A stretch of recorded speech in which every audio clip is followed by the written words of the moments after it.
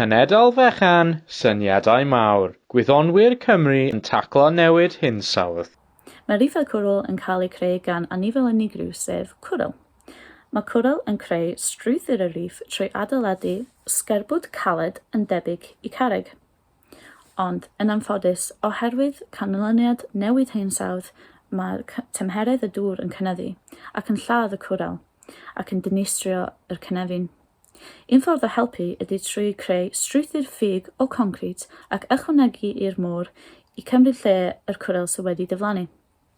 Ond, dyn ni dal angen gwybod sut mae'r pysgod yn ymddwyn o gwmpas y strwythurau ffug i cymaru efo strwythau naturiol. I ateb y cwestiwn yma, fe dilynwyd prosiect Tai Pysgod i ymchwilio sut mae'r pysgod yn ymddwyn o gwmpas y strwythurau.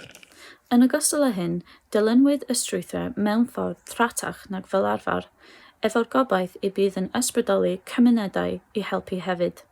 I gyd sydd angen ydy brwd frydydd a chydig bach o fôn braich. Diolch am gwrando, dilynwch y tudalen Tai Pysgod i ffeindio allan mwy.